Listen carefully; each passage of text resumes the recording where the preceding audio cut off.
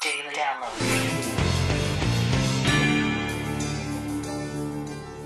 Iran's president shaking things up in the Big Apple. Buddhist monks continue their pro-democracy demonstrations and protests against Pakistan's government.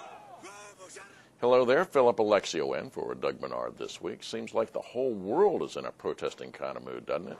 Take New York, where Iranian President Ahmadinejad is now in town to stir up everybody's passion. Imagine that. While Iran's leader will address the UN General Assembly this week, he's also speaking at Columbia University, where protesters there have a lot to say already. I'm a professor at the medical school. I support that. All right, look, Ahmadinejad is bad. Let him speak on the street corner. That's fine. I have no objection to that. But for Columbia to lend its name to a guy who is the modern-day Hitler, denying the Holocaust, calling for the extermination of Israel. Ahmadinejad says Americans have been denied, quote, correct information when it comes to him and his country's ambitions.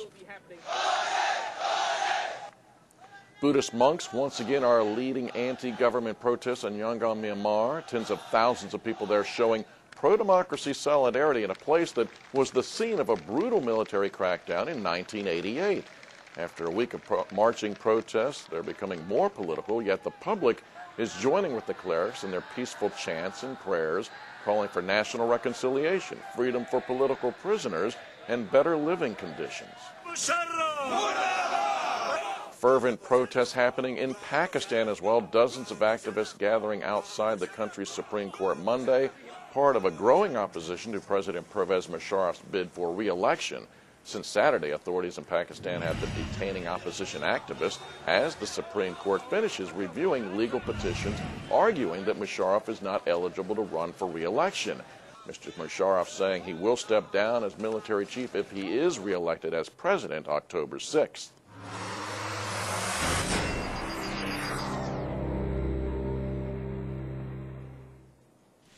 Japan's outgoing Prime Minister Shinzo Abe apologizing to the nation for creating a political crisis with his abrupt resignation earlier this month.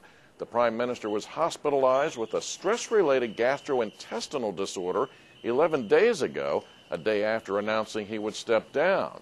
On Sunday, Mr. Abe's ruling Liberal Democratic Party chose former Chief Cabinet Secretary Yasuo Fukuda to take over the party and become Prime Minister. There's more detail about Japanese politics and anything else you might want to know about around the world at voanews.com.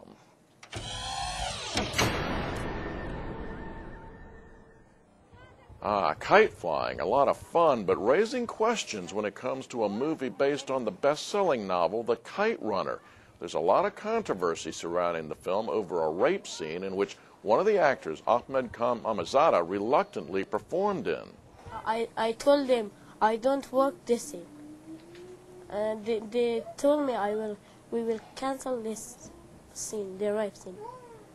The parents now want the rape scene cut out of the movie because they say it offends the Afghan culture, and they're worried about their son being ostracized or even attacked by the community.